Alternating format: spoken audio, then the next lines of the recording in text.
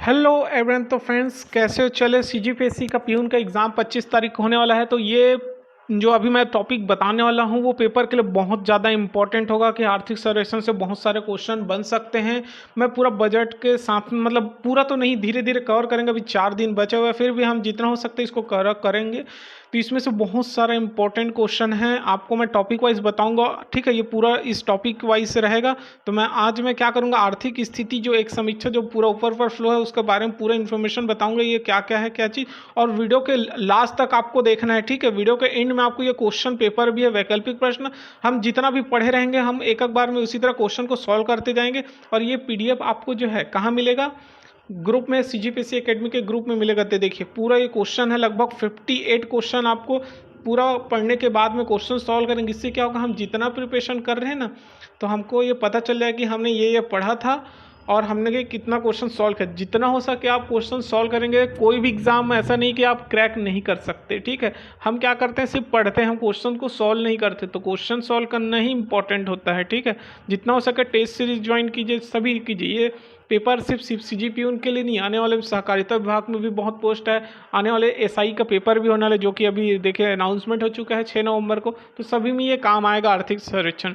बहुत अच्छी खासी बुक है, इसमें अभी प्रथम संस्करण का निकला हुआ है। संस्करण का देखिए, इसमें बहुत अच्छे खासे आंकड़े बताए गए हैं जितने भी बजट का है। तो बी के नायक की पुस्तक है, बहुत अच्छी खासी। आप चाहे तो मार्केट से भी इसको परचेस कर सकते हैं या मेरे चैनल पर ज्वाइन कर लीजिए। धीरे धीरे मैं हर टॉपिक के वाइज जो है पीडीएफ आपको प्रोवाइड करते जाऊँगा, जिससे आपका तैयारी भी होते रहे। तो चलिए आज का हम पहला टॉपिक में आर्थिक स्थिति जो एक समीक्षा पूरा दिया हुआ है कि क्या क्या बैंक है, कितने जो है पूरे जो हम कवर कर सकते हैं, उसके बाद पूरा इसको कवर अप करेंगे। देखिए पूरा टॉपिक का। ठीक है, तो अभी हम सबसे इम्पोर्टेंट है आर्थिक स्थिति, क्योंकि इसी से क्वेश्चन बहुत बना हुआ है। जस्ट अभी अभी जो पेपर हुआ है ना, बहुत क्वेश्चन इससे आ रहे हैं। तो हम इसी का ही एक टॉपिक कवर कर लेंगे। आर्थिक स्थिति एक समीक्षा में छत्तीसगढ़ से क्वेश्चन पूरा है।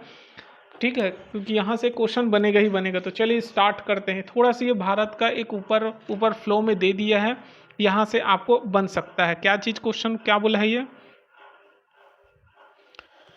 क्रय शक्ति अनुपात में भारतीय अर्थव्यवस्था। क्वेश्चन ये भी सबसे सिंपल होता है, लेकिन भाई प्यून का क्वेश्चन है तो हो सकता है लेवल बहुत इजी दे दे या टफ दे दे।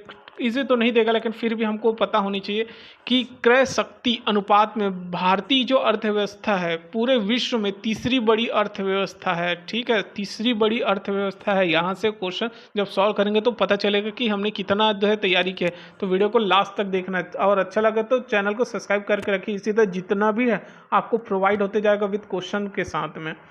ठीक है, तो ये तीसरी बड़ी अर्थव्यवस्था है, याद रखिए। उसके बाद यहाँ पे कुछ विकास दर दिखा हुआ है। विकास दर 2020-21 में कितना डेवलपमेंट हुआ था, उसका विकास दर जो है -7.3 था, क्योंकि लॉकडाउन का टाइम था तो विकास दर माइनस में चल रहा था, -7.3 था। उसके बाद वर्ष 21-22 आए, इसमें पॉजिटिव आया 9.2% के साथ में। ठीक है, तो अगर पूछेगा कि भारत के में विकास दर क्या है कि 2021-22 का बताइए, तो 9.2% याद रखना है। ठीक है, 9.2%। अगर मेरा ज़्यादा लग जाता है, स्पीड बोल रहा हूँ, तो आप इसको स्लो कर सकते हैं, ऑप्शन दिया रहता है। क्योंकि मैं इसको जल्दी जितना हो सके कवर अप करने की कोशिश करूँगा, बहुत लंबा बन सकता है वीडियो। तो सबसे पहले हम टॉपिक वाइज पढ़ते जाते हैं। देखिए छत्तीसगढ़ का यहाँ पे क्वेश्चन कि भारत जो है, छत्तीसगढ़ भारत में एक विशिष्ट स्थान रखता है, जो कि वन बाहुल्य, विपुल खनिज संपदा से संपन्न और कम घनत्व जनसंख्या वाला प्रदेश है। ठीक है, तो अब यहाँ पे थोड़ा देख लेते हैं जनगणना का। थोड़ा सा बहुत इंपॉर्टेंट क्वेश्चन बनता है यहाँ से, हमको पता रहता है, आता है, लेकिन एक बार देख लेते हैं। हमारी छत्तीसगढ़ की जनसंख्या 2,55,45,156, कुछ अलग अलग डाटा रहता है, बस आपको याद रखना है 2.55 करोड़, 2,55,145, ऐसा अलग अलग जगह लिखा रहता है, ये जनसंख्या है। ठीक है, और देश में जनगणना के हिसाब से देश में कौन सी स्थान पे रखता है, ये 16वां स्थान रखता है छत्तीसगढ़। भारत देश में कौन से स्थान है, ये 16वां स्थान है। अगर भारत की कुल जनसंख्या का मात्र 2.11% है जनसंख्या के आधार पे। ठीक है, हमारे छत्तीसगढ़ में लिंगानुपात कितना है, तो ये क्वेश्चन बार बार पूछा है। छत्तीसगढ़ के राज्य में लिंगानुपात कितना है, 991%। यहाँ तक सभी को पता है, लेकिन अब यहीं पे शहरी और ग्रामीण में बांट देता है। शहरी और ग्रामीण की जनसंख्या का लिंगानुपात 1001 है, और ग्रामीण की, ठीक है, ग्रामीण की जो लिंगानुपात है 1001, और शहरी की बात करें तो 956। ये क्वेश्चन को बार बार टेस्ट सीरीज में पूछा जा रहा है कि राज्य की लिंगानुपात हमको पता है कि 991 होता है, उसमें से 1001 ग्रामीण है, और शहरी जन की जो लिंगानुपात है वो 956 है। ठीक है, जब क्वेश्चन सॉल्व करेंगे तो और अच्छे से याद रहेगा भी, तो इसको याद रखना है। ये क्वेश्चन भी पूछा गया था कि लिंगानुपात में कौन से स्थान है, जो टेस्ट सीरीज सॉल्व कर रहा होगा। अब आपको ना 1-to-1 में नहीं देगा क्वेश्चन, आपको इसी को ही पूरा एक क्वेश्चन बना के फंसा देगा कि राज्य में लिंगानुपात 991 है या कुछ है सेकंड ऑप्शन, ऐसा ऐसा करके पूरा फंसाते जाएगा, इसलिए डेप्थ में पढ़ते जाने। तो हमारा लिंगानुपात में कौन सी स्थान पे है, 5वां स्थान पे है। ठीक है, लिंगानुपात में वेरी इंपॉर्टेंट क्वेश्चन है, याद रखना है। छत्तीसगढ़ में साक्षरता दर कितनी है वो भी मैं बता देता हूँ। देखिए साक्षरता दर 70% है, 70.3%। ठीक है, टोटल कुल जनसंख्या का मतलब कि महिला पुरुष सभी मिला के 70%, 70.3% है। अगर इसी को हम डिवाइड कर देते हैं मेल और फीमेल में कि कितने लोग साक्षर हो चुके हैं, तो बात करें मेल पुरुष का, लगभग पुरुष जो है 80.27% जो है साक्षर है। 80% याद रख सकते हैं, अगर पॉइंट का कई बार सेम दिया रहता है तो इसलिए 27 भी याद रखेंगे। महिलाएं की बात करें तो 60% याद रखते हैं, 60.24%। तो याद रखना 80 और 60% याद रखना है। कुल साक्षरता दर कितनी है, 70%। ये क्वेश्चन भी पूछा गया था कि जो शिशु मृत्यु दर है प्रति हजार में बताइए, 2019 का बताइए करके आंकड़े दिया था, ऑप्शन दे दिया था 20, 30, 40, 50। तो जब हम इसको पढ़े नहीं रहते तो डाउट होता है। तो शिशु मृत्यु दर 2001 में जब भारत की स्थापना, कब भाई भारत का वो होता, भारत बोलता हूँ, छत्तीसगढ़ 2000 में बना, तो 2001 में जब शिशु मृत्यु दर थी तो 77 था, और अभी करंट में देखें तो 40 है। तो ये क्वेश्चन पूछा गया था कि शिशु मृत्यु दर प्रति हजार में 2019 में कितना है, अभी आंकड़े तो 40 है। इसी हिसाब से ये क्वेश्चन भी बन सकता है, ये क्वेश्चन भी कि सहस्त्राब्दी विकास लक्ष्य SDG में 2030 तक छत्तीसगढ़ में शिशु मृत्यु दर कितने तक रखने का लक्ष्य रखा गया है। तो याद रखना है 15,000 तक, सॉरी 15 बोलता हूँ, लक्ष्य जो है अभी 40 है ना, तो 2030 तक कम से कम 15 प्रति हजार जीवित रखने का लक्ष्य रखा गया है। 40 है अभी, ये 15 रखने का लक्ष्य रखा गया है। तो यहाँ से शिशु मृत्यु दर के लिए। इसी तरह जो है मातृत्व जो है 1 लाख प्रति जीवित जन्म के हिसाब से काउंट होगा ये। तो जब भारत में अगर बात करें 2001 से 3 के बीच में 301 था, और छत्तीसगढ़ में 379 था। उसी प्रकार 16 से लेकर 18 में 113 था। अभी करंट में क्वेश्चन ये पूछ सकता है 17-19 के ही आंकड़े दिखने को मिलेगा अभी। ठीक है, जैसे इसमें कितना था, 40 था ना आंकड़े 2019 में। तो अगर छत्तीसगढ़ का मातृत्व दर कितना है तो 160 है छत्तीसगढ़ का, अगर भारत का 103। तो क्वेश्चन याद रखना है, छत्तीसगढ़ में मातृत्व जो मृत्यु दर हो रही है 2019 के सापेक्ष में बताइए तो कितना है, 160। ठीक है, इसी तरह यहाँ से भी क्वेश्चन बना हुआ है, और जैसे उसमें कितना रखा था, लगभग जो है 15 रखने का लक्ष्य रखा गया था 2030 तक। ठीक है, जो बच्चों का मृत्यु दर था उसको कम करने के लिए शिशु मृत्यु दर, ये मातृत्व मृत्यु दर था। ठीक है, सॉरी ऊपर का क्या था, शिशु, तो 15 रखा है। अब मातृत्व के लिए 100 रखने का लक्ष्य रखा गया, 160 से कम करना है 100, और बच्चों का 40 से 15 रखने का लक्ष्य रखा गया। तो क्वेश्चन यहाँ से बन सकता है, याद रखना।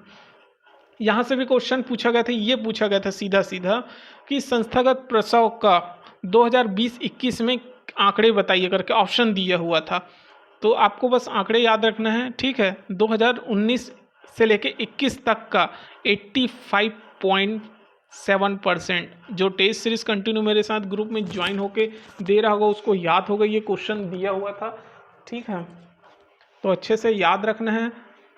शासकीय अस्पतालों में प्रसव राष्ट्रीय परिवार स्वास्थ्य सर्वे के हिसाब से 19-20 में, देखिए 19 से लेके 21 तक 70% है। ये भी आप याद रख सकते हैं, लेकिन करंट का भी क्वेश्चन यही बन सकता है कि शासकीय अस्पतालों में प्रसव राष्ट्रीय स्वास्थ्य सर्वे के अनुसार 2020-21 में कितना है, 70% है। और संस्थागत जो प्रसव कराते हैं उसमें 19-20 में कितना है, लगभग 85% याद रखना है। ठीक है, 85.7%। पॉइंट भी आजकल बहुत इंपॉर्टेंट हो चुका है। अब थोड़ा सा यहाँ तक लेते हैं जीडीपी के बारे में, क्योंकि यहाँ से जीडीपी का बहुत क्वेश्चन को ना ये बार बार कर रहा है कि सर्वाधिक जीडीपी कब थी, ऋणात्मक कब रही है, ये बार बार क्वेश्चन पूछा जाता है। ठीक है, तो जीडीपी सकल घरेलू उत्पाद का देख लेते हैं। अभी करंट 21-22 का सकल घरेलू उत्पाद में जीडीपी स्थिर भाव का अगर हम बात करें तो 20-21 का कितना है, 11.54% है।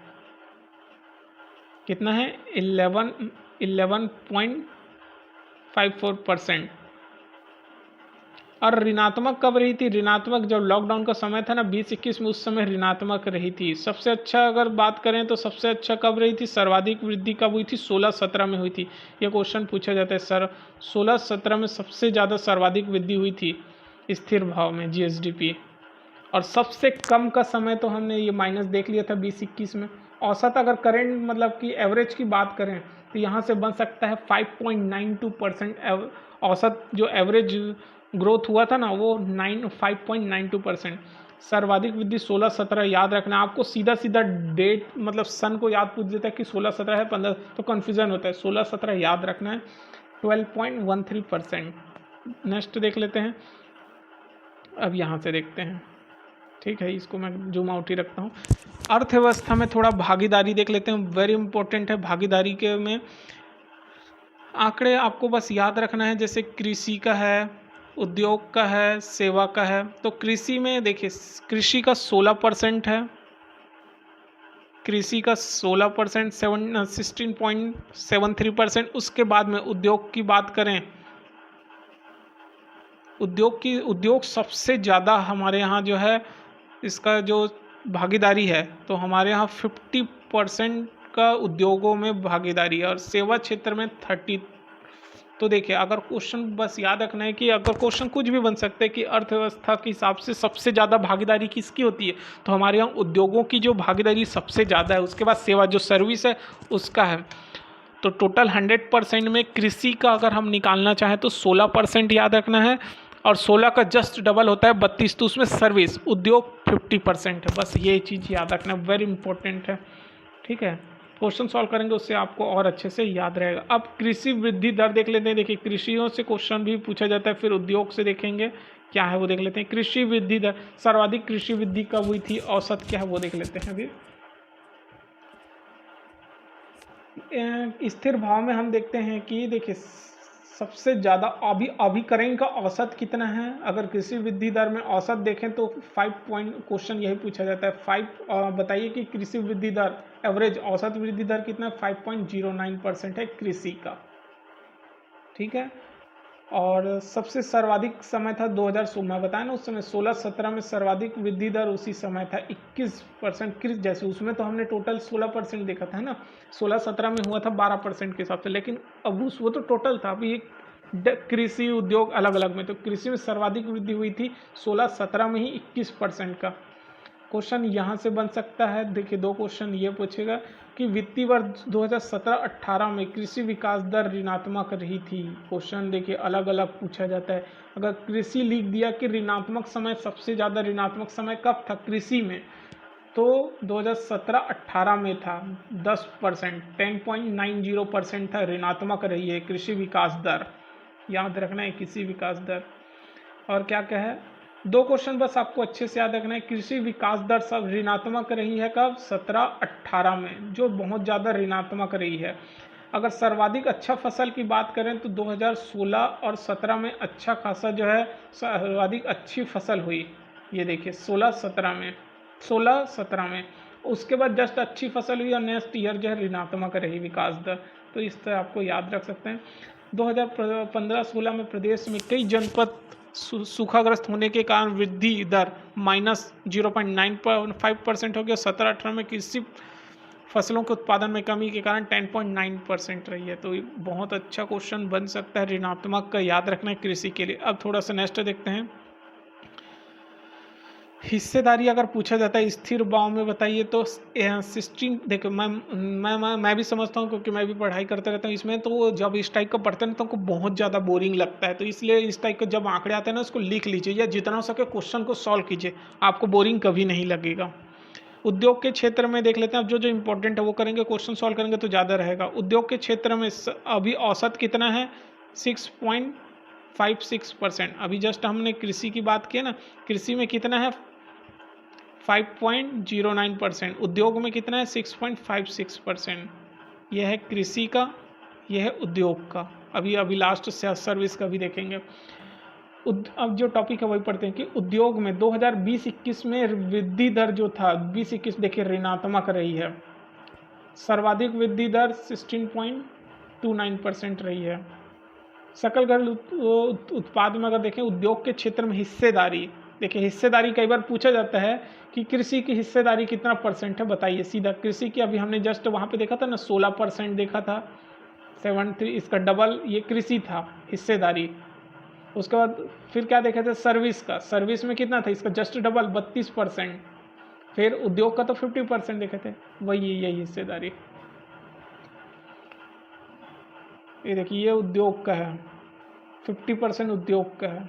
अब सेवा क्षेत्र में देख लेते हैं। सेवा क्षेत्र में अच्छा सर्वाधिक वृद्धि हुआ था 2019-20 में 8.25%। ऋणात्मक 20-21 में था, क्योंकि इस समय क्या है जितने भी सेवा क्षेत्र जो चल रहे थे वो ऋणात्मक में रही है।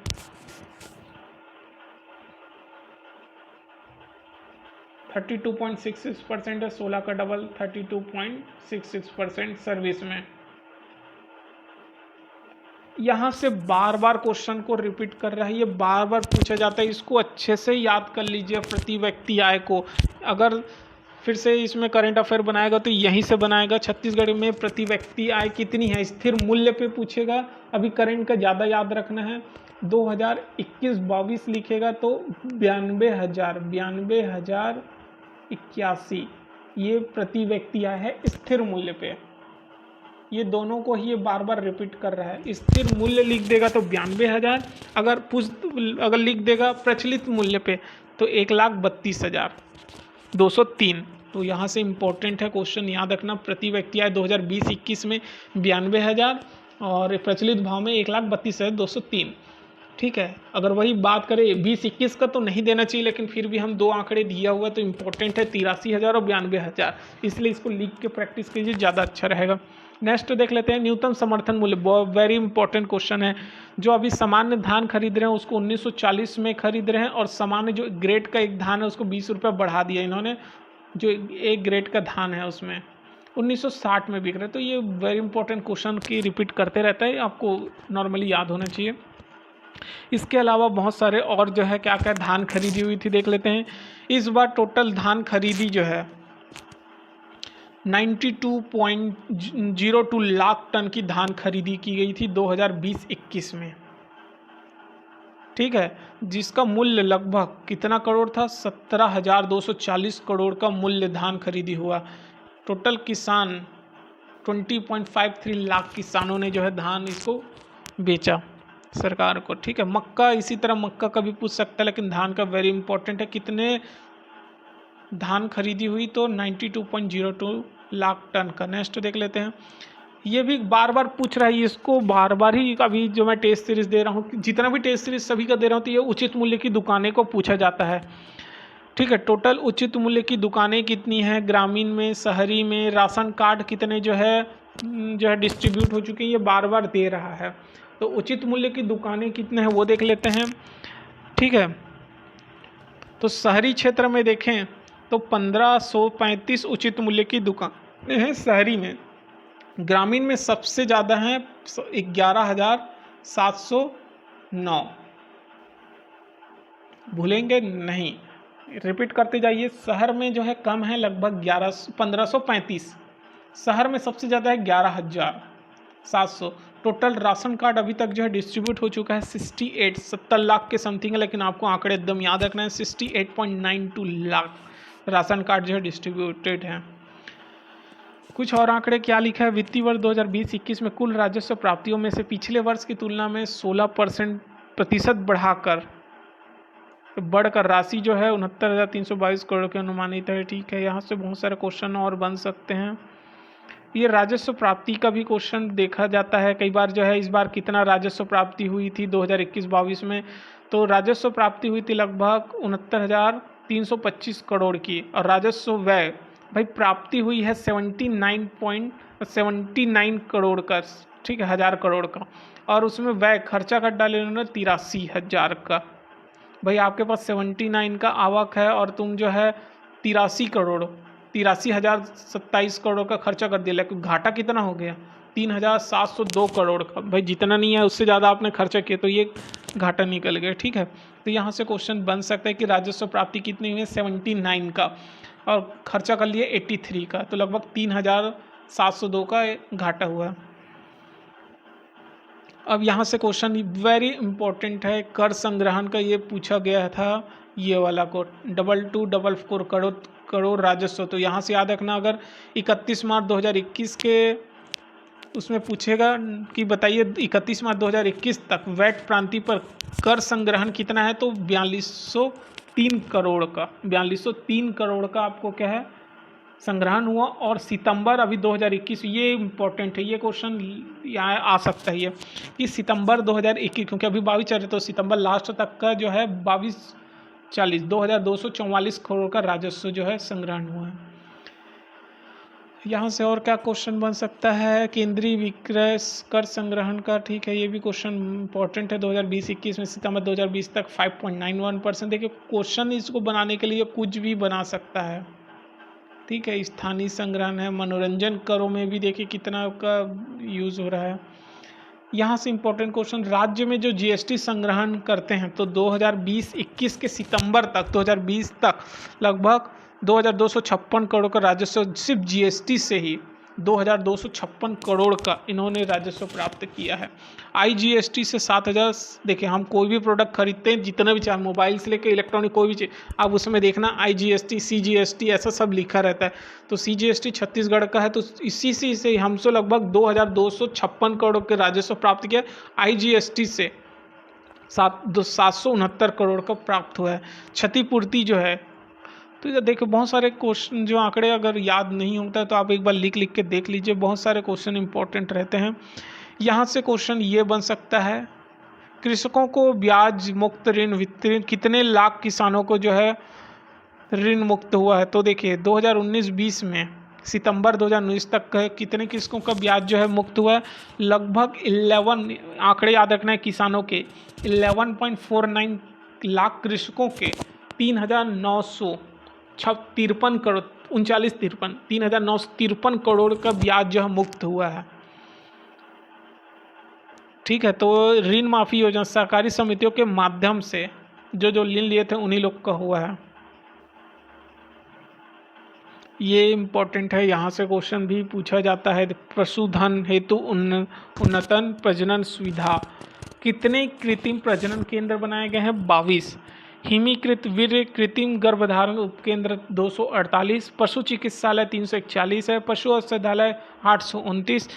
अगर आप ये सबको, अगर आपको पढ़ कर बोरिंग लग रहा हो तो डायरेक्टली आप क्वेश्चन में भी जा सकते हैं, ऐसा नहीं है। क्या है, क्वेश्चन भी सॉल्व करेंगे तो ज़्यादा अच्छा रहेगा, जो भी बन सकता है। क्या हम इसको इसलिए डेप्थ में पढ़ा रहा हूँ, आपका प्रिपरेशन भी होते रहेगा और हमको डेप्थ में पता चलते जाएगा, ठीक है। तो नेक्स्ट क्वेश्चन देखते हैं, राज्य के कुल जल क्षेत्र का, हाँ वेरी इंपॉर्टेंट, राज्य के कुल जल क्षेत्र का 94 पॉइंट, क्वेश्चन यही पूछा था कि राज्य में कुल जल क्षेत्र का कितने प्रतिशत क्षेत्र का मछली पालन में अंतर्गत विकसित किया जा चुका। तो राज्य में पूरे जल क्षेत्र का 94.38% का जल क्षेत्र जो है मछली पालन के लिए उपयोग किया जाता है, ठीक है। अब ये क्वेश्चन है, नरवा जो नरवा गुरवा जो निकाले थे ना सुराजी गांव योजना, वो कब निकली थी, 1 जनवरी, याद रखना है 1 जनवरी 2019 को, याद रखना, वेरी इंपॉर्टेंट है। नरवा गुरवा जो सुराजी गांव योजना था, ये क्वेश्चन को बार बार पूछा जाता है कि सुराजी गांव योजना की शुरुआत कब हुई थी, तो 1 जनवरी 2019 को इसको प्रारंभ किया गया था। नरवा गरवा घुरवा बारी, ठीक है। तो यहाँ से क्वेश्चन पूछा जा सकता है कि कितने जो है प्रगति पे हैं, क्या क्या है, कितने गौठान स्वीकृत हैं, कितने जो है शुरू बन चुके हैं, कितने गौठान। गुरुआ कार्यक्रम देखिए, बाड़ी विकास, ये क्वेश्चन को पूछा गया है कि मुख्यमंत्री एलईडी वितरण योजना कब प्रारंभ की गई थी? 18-19 में। याद रखना है, मुख्यमंत्री एलईडी वितरण योजना जब भूपेश बघेल सरकार का समय है तो 2018-19 में मुख्यमंत्री एलईडी वितरण योजना प्रारंभ की गई। तो प्रति कनेक्शन वार्षिक खपत जो है 1072 है। ठीक है। मनरेगा योजना जो चालू किए गए थे सितंबर 2021 तक के बता रहे हैं ये। कुल उपलब्धि कितना हो चुका है, कितने मानदेय। यहाँ से क्वेश्चन मनरेगा से क्वेश्चन आता भी है 2021-22 में कितने दिनों तक का रोजगार जो है, तो 100 दिवस रोजगार दिया जाता है। प्राप्त परिवार की संख्या जो है कितने हैं, तो क्वेश्चन पूछ सकता है कि मनरेगा में जो रोजगार दिए जाते हैं कितने दिए, तो 100 दिनों तक, लगभग 3-3.5 महीना का दिया जाता है। 3 महीना ले लीजिए, 90 दिन। ठीक है। तो 100 दिवस रोजगार प्राप्त दिया जाता है। कि इसकी जनसंख्या कितनी है जो रोजगार प्राप्त हो चुके हैं, 32,405। पेयजल की स्थिति भी देखिए, ग्राम में कितने बसाहट, हैंडपम्प, बहुत सारे क्वेश्चन जो हैं इसको स्किप करने के लायक रहते हैं, ये इम्पोर्टेंट रहता है। यहाँ से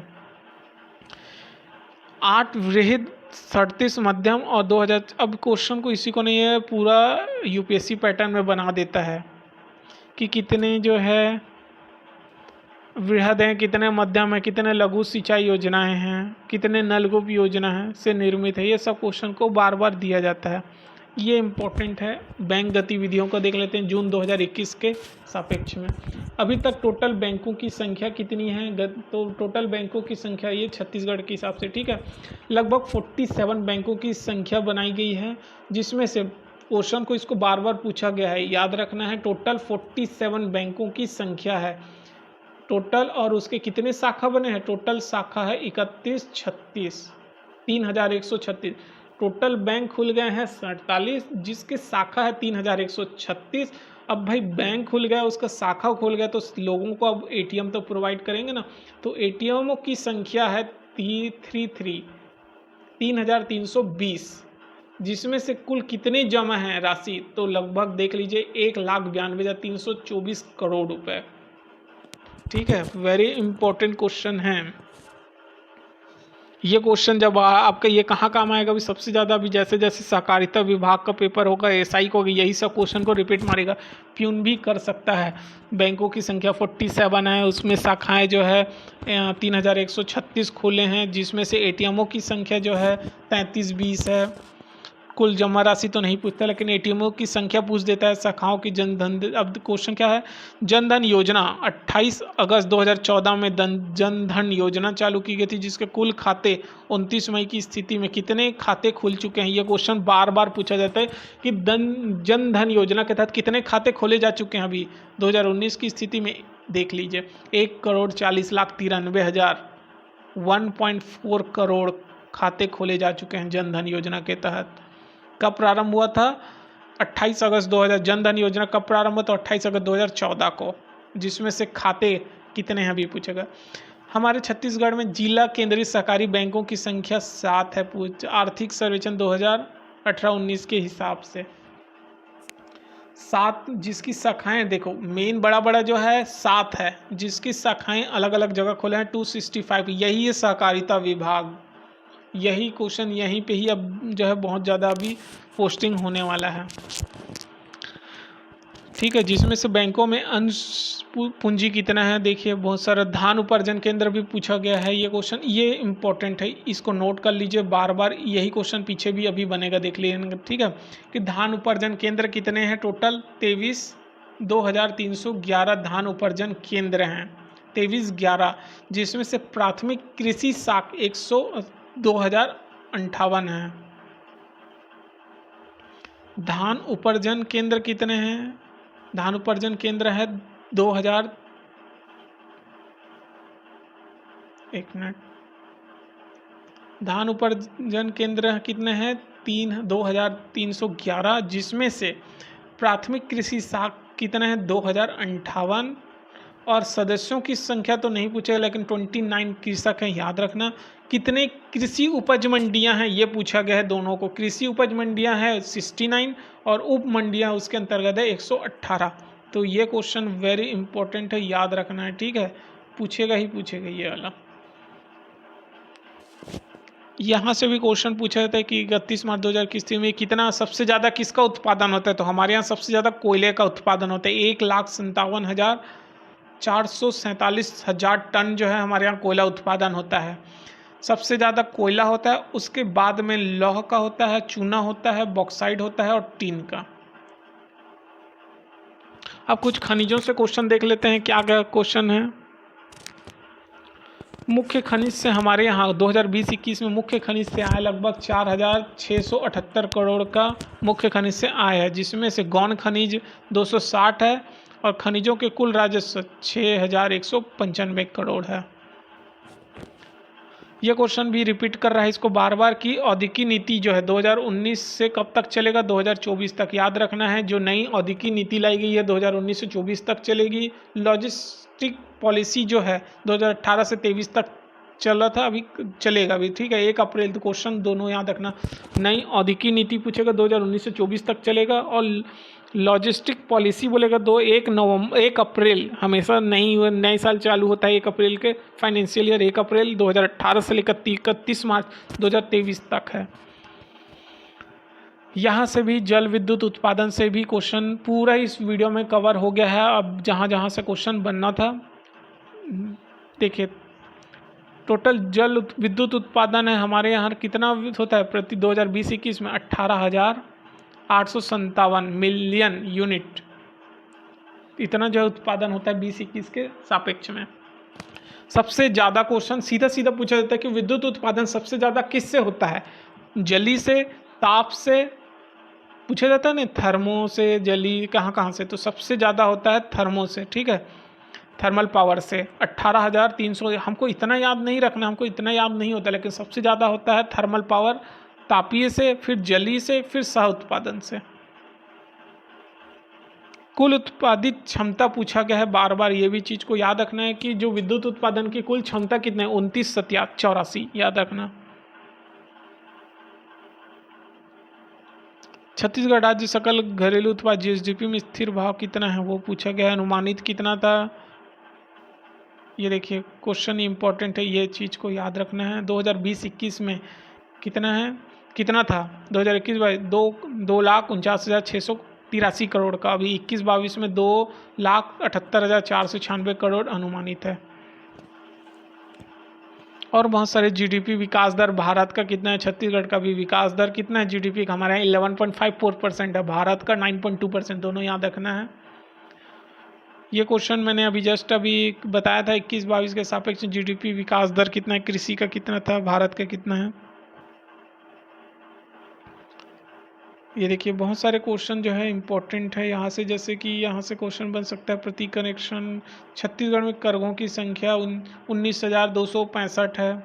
बुनकर से रोजगार कितने प्राप्त हुए हैं, गोधन न्याय योजना के अंतर्गत में कितने पशुपालक हैं, कुंटल गोबर खरीदी हो रहे हैं। बहुत सारे इंपॉर्टेंट, ये आपको पीडीएफ मिल जाएगा, वहाँ से आप देख लीजिए। ये इम्पोर्टेंट है, आपको ये चीज़ को देखना है। मैंने बताया था ना, याद रखना छत्तीसगढ़, यही क्वेश्चन इम्पोर्टेंट है और आएगा भी, देखना सीजीपी उनके लिए इम्पोर्टेंट है। ये छत्तीसगढ़ में 16% कृषि का है, इसका डबल सर्विस का 32 है और 50% उद्योग का है। अगर भारत के सापेक्ष में पूछेगा तो 15% है कृषि का, उद्योग का 30%, 50%। देखिए छत्तीसगढ़ में अगर बात करेंगे उद्योग सबसे ज़्यादा है, लेकिन अगर पूरे भारत के सापेक्ष में देखेंगे तो सेवा में ज़्यादा परसेंटेज है योगदान। प्रति व्यक्ति आय मैंने बताया था छत्तीसगढ़ में प्रति व्यक्ति आय 2021-22 में 1,18,401 है, वृद्धि हुई है 9.3% का। और क्या, अब यहाँ से चले क्वेश्चन जितना बनाना था हमने यहाँ पे देख लिया, क्वेश्चन को सॉल्व करते हैं, उसके बाद यहाँ से टिक लगाएंगे कि हमको कितना याद हुआ वो पता चलेगा।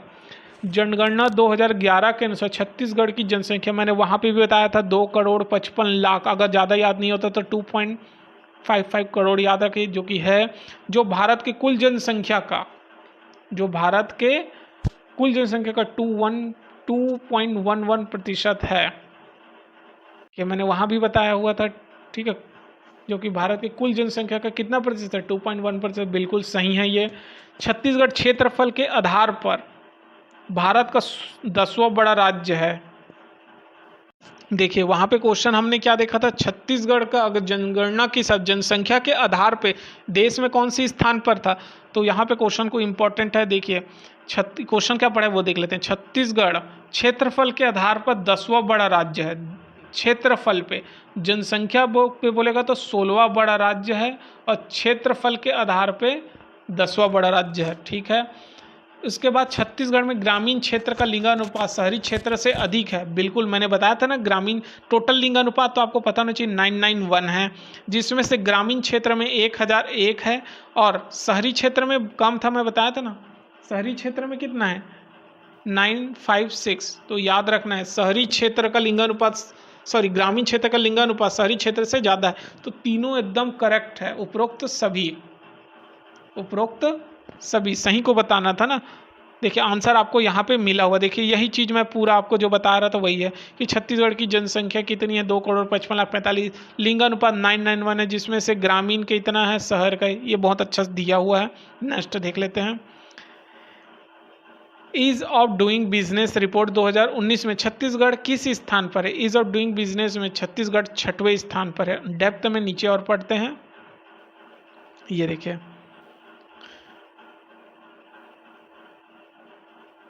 ईज ऑफ डूइंग बिजनेस बार बार पूछा जाता है। ईज ऑफ डूइंग बिजनेस 2019 में छत्तीसगढ़ का स्थान 6वें नंबर पर है। ठीक है, ease of doing business Chhattisgarh 6वें स्थान पे है। ठीक है, फर्स्ट स्थान आंध्र प्रदेश का था, फिर उत्तर प्रदेश, फिर तेलंगाना, मध्य प्रदेश, फिर हम झारखंड, फिर 6वें स्थान पर हमारा छत्तीसगढ़ है। तो पूछ सकता है 2019 का। 2018 में छत्तीसगढ़ स्थान पर भी था। इस वर्ष प्रथम 3 आंध्र प्रदेश, तेलंगाना। ठीक है, 16 में 4थे स्थान पर था। तो यह अगर क्वेश्चन देखिए करंट का भी जो है धीरे धीरे आगे बढ़ते जाएंगे तो पता चलते जाएगा। क्वेश्चन नेक्स्ट देखते हैं, नेक्स्ट क्वेश्चन क्या है वो देख लेते हैं कि निम्नलिखित कथनों पर विचार कीजिए। तो सबसे पहले भारतीय अर्थव्यवस्था का विकास दर 2021-22 तक 8.9% रहने का अनुमान है। बिल्कुल सही, वहाँ पे भी हमने देखा था कि अर्थव्यवस्था विकास दर 8.9% रहने का है, बिल्कुल सही है। भारत वैश्विक परिदृश्य में सबसे ज़्यादा युवा कार्यशील जनसंख्या वाले देश के रूप में उभर रहा है। सबसे पहला पॉइंट में हमने पढ़ा था। ठीक है, सबसे पहला पॉइंट में मैंने इसी को ही पढ़ के बताया था, इसीलिए क्वेश्चन को हर चीज़ को पढ़िए करके मैं बता रहा था स्टार्टिंग में ही। ठीक है, तीसरी अर्थव्यवस्था है सबसे बड़ा। नेक्स्ट थर्ड का ऑप्शन क्या है, भारतीय अर्थव्यवस्था मूल्यों के अनुपात में सकल घरेलू उत्पाद में विश्व का 5वां और क्रय, देखिए क्वेश्चन इंपॉर्टेंट, वहाँ पे हमने देखा था भारतीय अर्थव्यवस्था मूल्यों के अनुपात में सकल घरेलू उत्पाद में विश्व का 5वां और क्रय शक्ति, मैंने वहाँ पे क्रय शक्ति का बताया था, क्रय शक्ति में तीसरी बड़ी अर्थव्यवस्था। तो दोनों इंपॉर्टेंट है, क्रय शक्ति लिख देगा तो तीसरी बड़ी अर्थव्यवस्था, और सकल घरेलू उत्पाद में विश्व में 5वां स्थान। तो बिल्कुल तीनों सही हैं, तो उपरोक्त सभी। देखिए फिर से वही क्वेश्चन यहाँ पे, छत्तीसगढ़ की साक्षरता दर कितना, मैंने वहाँ पे भी टॉपिक इसलिए मैं डेप्थ में इसको पढ़ाते गए। छत्तीसगढ़ की जनसंख्या 70 पॉइंट कितना है 3% है, जिसमें से 80%, मैं नीचे दिया हुआ फिर भी इसको लिख रहा हूँ क्योंकि ये प्रैक्टिस होता है, 80% पुरुष हैं और 60% महिलाएं हैं, ये लिखा हुआ है नीचे में, ये देखिए 80% पुरुष हैं और 60% महिलाएं हैं। वेरी इंपॉर्टेंट है क्वेश्चन, इसी तरह आप सॉल्व करते जाएंगे, इसलिए पूरा अच्छा से पढ़ लीजिए। उसके बाद यहाँ पे आपको क्वेश्चन ऑटोमेटिक खुद ही बनेगा। पांचों क्वेश्चन देख लेते हैं, क्या बोलते हैं पांचों क्वेश्चन। वस्तु जीएसटी वही है, वस्तु एवं सेवा कर की व्यवस्था ने एक राष्ट्र एक कर और एक कानून की अवधारणा को लागू कर दिया। बिल्कुल सही है, सही है। ये केंद्र सरकार द्वारा आगामी 5 वर्षों तक होने वाली राजस्व हानि का मुआवजा दिया जाएगा, ये भी सही है। जीएसटी लागू होने से भारतवर्ष में करदाताओं की संख्या में कमी आई है, नहीं ये गलत है भाई। जीएसटी लागू होने से करदाताओं की संख्या में कोई कमी नहीं हुई, तो फर्स्ट और सेकंड सही है, ऑप्शन ए इज करेक्ट। भाई जीएसटी लागू होने से भारतवर्ष में करदाताओं की संख्या में वृद्धि हुई है, ना कि कमी हुई है। ठीक है, अब नेक्स्ट देखते हैं। ये देखिए मैं वहाँ पे बार बार चिल्ला के बता रहा था, ठीक है, वेरी इंपॉर्टेंट है। अब यहाँ पे मैं फिर से डेप्थ में फिर से बताऊंगा। शिशु मृत्यु दर 2019 में शिशु मृत्यु दर कितनी है 40, सरकार ने 2030 तक कितना लक्ष्य रखा है? 15 करने का लक्ष्य रखा है 2030 तक। करंट में कितना है? 40। तो ऑप्शन बी इज करेक्ट। शिशु मृत्यु दर देखिए 40 प्रति हजार में है, हमको सिर्फ 40 याद नहीं रखना, ये पूरा इसके साथ में रखना है। 40 ये प्रति हजार में काउंट होता है। अब थोड़ा यहाँ पे और देख लेते हैं क्या बोल रहा है। सकल घरेलू उत्पाद के बारे में थोड़ा सा देख लेते हैं। वर्ष 2012-13 से लेकर 20-21 तक अस्थिर अर्थात घटने और बढ़ने की प्रवृत्ति रही है। बिल्कुल सही है भाई, घट रहा है बढ़ रहा है। 2021-22 में कृषि संबंध क्षेत्रों की भागीदारी 16% और उद्योग, बिल्कुल देख मैं यहाँ भी बताया था 21-22 में 16% कृषि का था, 32% सर्विस का था, 50% उद्योग का था। वही लिखा है ना, भागीदारी हिस्सेदारी कृषि का 16%, उद्योग का 50% और सेवा का 32%। तो बिल्कुल सही है, दोनों सही है। Option C is correct. देखिए दोनों सही हैं। अब यहाँ पे देख लेते हैं फिर से, कृषि क्षेत्र में 2012-13 से वर्ष 2021 तक औसत वृद्धि दर, वहाँ पे बार बार हमने देखा कृषि औसत वृद्धि दर कितनी थी? 5.09%। और कृषि के लिए है, स्पेशली कृषि के लिए है ये 5.09% है। ठीक है, कृषि क्षेत्र में देखिए हमको वहाँ से पढ़ने का यही फायदा है, सीधा हम बिना आंसर देखे भी इसको लगा सकते हैं। नेक्स्ट, उद्योग के क्षेत्र में, उद्योग के क्षेत्र में 2012-13 से लेकर 21-22 तक का औसत वृद्धि दर देखे हमने यहाँ पे देखा था 0.9% कृषि का देखा था। इसका कितना देखा था भाई? उद्योग का जस्ट इसका थोड़ा सा एक बस ऐड करना है तो क्या है 6.56% का, 6.5% का औसत वृद्धि दर रही है। तो ऑप्शन ए इज करेक्ट। देख लेते हैं आंसर। देखिए 6.56% वृद्धि दर हुई है। उसका कृषि का है आपका 5.09%, कृषि का है 6.56%। अभी पता चलेगा सर्विस का। सर्विस सेवा क्षेत्र 2012-13 से 21 तक में ये हुआ था, जैसे उसका कृषि का 5.09, इसका था 6.56, इसका इक्वल है कृषि और सेवा का 5.04%। तो याद रखना कृषि और सेवा का लगभग 5% है, दोनों का कन्फ्यूज़न नहीं होना है। 5.04%। देखिए आंकड़े बहुत सारे दिए रहते हैं, इसलिए आपको अच्छे से याद रखना है, लिख के रख लीजिए। 2021-22 में कितने लाख मीट्रिक धान समर्थन मूल्य पे खरीदा गया? वहाँ पे हमने देखा था ना कितने, 97 लाख, 97.97 लाख मीट्रिक टन खरीदा गया 2021-22 में। नेक्स्ट देखते हैं, वर्ष 2016-17 में अच्छी फसल के लिए कृषि क्षेत्र में 11, बिल्कुल सही है, अच्छी फसल इसी समय हुआ था 16-17 में। उसके बाद जस्ट एक साल बाद 17-18 में ऋणात्मक चल दिया पूरा, और 2017 में ये ऋणात्मक, मैंने जस्ट बताया ना 16-17 में बहुत अच्छा खासा फसल हुआ, उसके बाद एक सालों के बाद में 17-18 में ऋणात्मक चल दिए। तो दोनों सही हैं।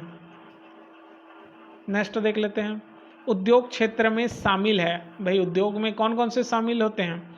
उद्योग क्षेत्र में क्या क्या शामिल होते हैं? उद्योग के अंतर्गत में भाई हम उद्योग में ही तो निर्माण करते हैं, विनिर्माण करते हैं, विद्युत की पूर्ति करते हैं, जल पूर्ति करते हैं, तो सभी इंक्लूड है इसमें। 1 2 3 4 सभी उद्योग में शामिल है।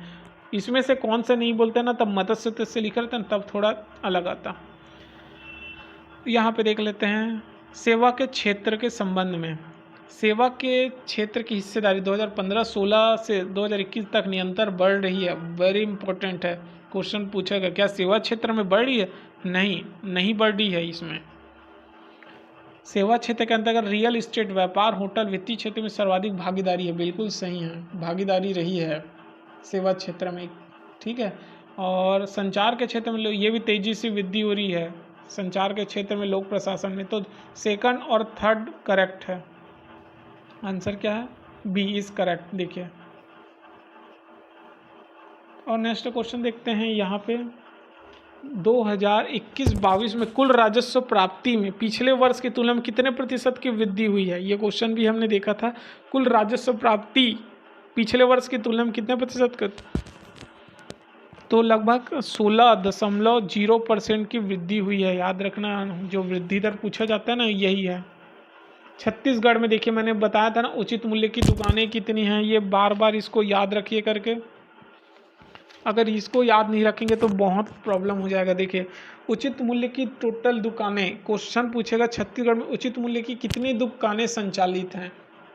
अब आपको दोनों क्वेश्चन पूछेगा, शहरी का पूछ देगा या तो ग्रामीण। अगर दोनों में से हो सकता है, जैसे इसने टोटल उचित मूल्य की दुकानें बोल दे, तो शहरी में बता दूं, शहरी में मात्र 1535 है, ग्रामीण में 11,709 है। तो दोनों को जब ऐड करेंगे ना तो कितना हो जाता है, दोनों को ऐड करने पे हो जाता है 13,244। ये देखिए वही लिखा हुआ है, शहरी में 1535, ग्रामीण क्षेत्र में 11,706 टोटल हो जाता है। इसलिए ये आंकड़े याद रखेंगे। यहाँ पे लिख देगा छत्तीसगढ़ में उचित मूल्य में शहरी में कितने दुकानें संचालित हैं, 1535, और ग्रामीण क्षेत्र में 11,700, दोनों का ऐड करेंगे तो 13,244 दुकानें संचालित हैं। यहाँ से क्वेश्चन देखते हैं। तो यहाँ पे तो 17 नंबर का क्वेश्चन देख लेते हैं कि गैर कर राजस्व में प्रमुख योगदान केंद्रीय सरकार से प्राप्त सहायता अनुदानों का है। सेकंड, कुल राजस्व प्राप्तियों में कर राजस्व का योगदान 61% अनुमानित है, या 2021-22 में कुल राजस्व में 17.11% वृद्धि अनुमानित है।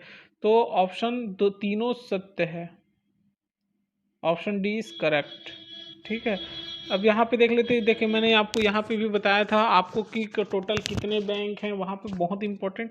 अब यहाँ पे तो छत्तीसगढ़ में बैंकों की संख्या जून 2021 के अंत में 47 है, बताया था, बिल्कुल सही। उसमें शाखाओं की संख्या भी सही है, एटीएम की संख्या भी सही है। 28 अगस्त 2014 को प्रधानमंत्री, मैंने बताया था ना कि जन धन योजना का, जब 28 अगस्त 2014 को प्रधानमंत्री मोदी जी का कार्यकाल है तो इन्होंने जन धन योजना प्रारंभ हुआ, और 29/5/2019 को इस स्थिति में खातों की संख्या 1.1 करोड़ है, बिल्कुल सही है। ये भी प्राथमिक क्षेत्र में अग्रिम की गई राशि जून 2020 की तुलना में 2021 के 6.44% की वृद्धि हुई है, बिल्कुल सही है। तो तीनों सही है, ऑप्शन डी इज करेक्ट। तो बस आप पहले पढ़ लीजिए, उसके बाद क्वेश्चन को सॉल्व करेंगे तो और बहुत ज़्यादा अच्छा रहता है। देखिए, राज्य में जिला केंद्रीय सहकारी बैंकों की संख्या कितनी है, वहाँ पे मैंने बताया था 7। टोटल जिला सहकारी केंद्रीय बैंक 7 है, जिसमें बहुत सारी शाखाएं हैं। राज्य में नवीन प्रौद्योगिकी नीति 2019 से लेकर 2024 तक चलेगा। ये नवीन जो राज्य की औद्योगिकी नीति है। छत्तीसगढ़ में कितनी साख समितियां हैं, कितनी, 2058, हाँ 2058। ठीक, ऑप्शन बी इज करेक्ट।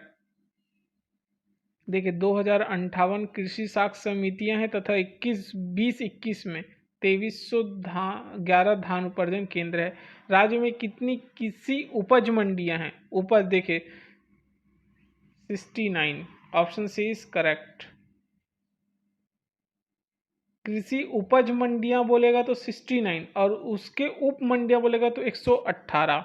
ठीक है, यहाँ से बहुत इंपॉर्टेंट है, ये चीज़ को याद रखना। अब ये देखिए, सही आपको करेक्ट ऑप्शन बताना है। सबसे ज़्यादा उत्पादन किसका होता है, मैंने बताया सबसे ज़्यादा कोयला का होता है, 1,57,477, बिल्कुल ये सही है। उसके बाद लौह अयस्क का होता है, फिर चूना होता है, फिर बॉक्साइड। ये अपने आप में सभी जो है सही हैं।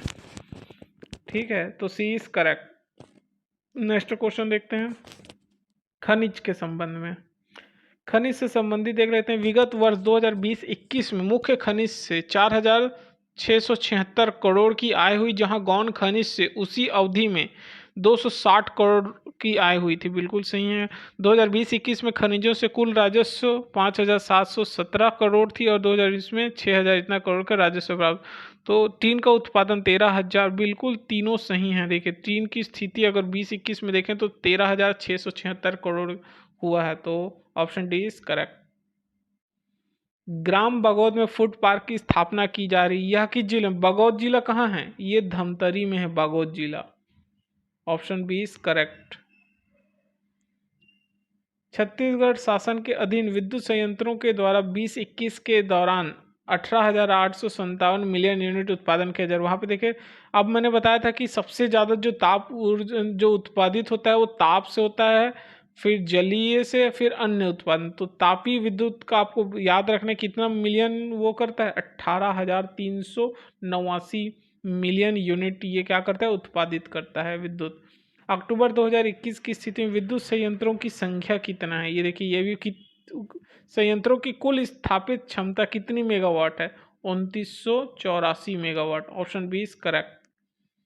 2011 की जनगणना के आधार पर विद्युतीकृत का स्तर कितना प्रतिशत है, लगभग 100% जो है 2011 के अनुसार 100% विद्युतीकृत हो चुका है। तो इस तरह का क्वेश्चन बहुत ज़्यादा इम्पोर्टेंट है, इसीलिए आप जो है पढ़िए और टिक लगाइए। कोई क्वेश्चन ऐसा नहीं रहेगा कि हम इसको सॉल्व नहीं कर पाएंगे। नेक्स्ट क्वेश्चन, 2011 की जनगणना के अनुसार 1 से 11 के मध्य राज्य में 22.6% जनसंख्या वृद्धि हुई थी। बहुत इंपॉर्टेंट है, कितने प्रतिशत की जनसंख्या वृद्धि हुई है, 22.61। याद रखना, कई बार 21 माइंड में आता है, लेकिन 22.6%। सर्वाधिक वृद्धि कौन सी हुई, बलौदा बाजार में। ठीक है, सर्वाधिक जो है बलौदा बाजार में हुआ है 49.87%। तो क्वेश्चन ये पूछ देता है कि जनसंख्या वृद्धि दर कितनी हुई है 2001 से 11 के बीच में।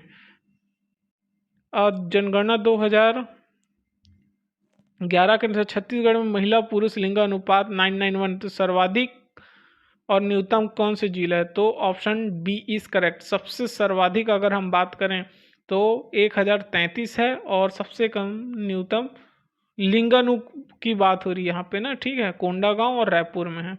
छत्तीसगढ़ में 6 वर्ष से कम आयु के में लिंगानुपात कितना है, हमने यहाँ पे देखा था टोटल लिंगानुपात कितना है 9:1, जिसमें से शहरी और ग्रामीण क्षेत्रों में देखे थे तो 6 वर्ष के लिए 969 आएगा। ठीक है, लिंगानुपात का 969। ये क्वेश्चन भी टेस्ट सीरीज में दिया हुआ है। जनगणना के अनुसार अनुसूचित जनजाति में लिंगानुपात प्रति 1000 पुरुषों में महिलाओं की संख्या कितनी है, तो इसका सही आंसर है ए 994। Option A is correct.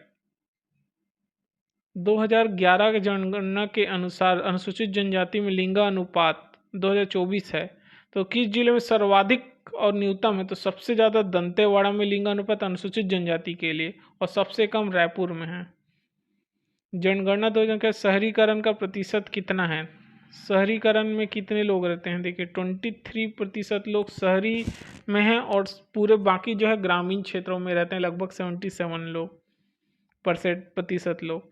Chhattisgarh में कार्यशील की जनसंख्या, बहुत इंपॉर्टेंट है ये ऑप्शन, आपको याद रखना है। छत्तीसगढ़ में कार्यशील का अनुपात पूछा जाता है 47.68%, और सर्वाधिक कार्यशील लोग कहाँ रहते हैं पता है, सर्वाधिक रहते हैं जसपुर क्षेत्र में, और सबसे कम रायपुर में। जसपुर में 57% लोग कार्यशील हैं, और सबसे कम न्यूनतम रायपुर में है। धर्मानुसार हिंदुओं की जनसंख्या का राजस्व में 93% है, तो मुस्लिम आबादी मात्र 2% है, 2.02%।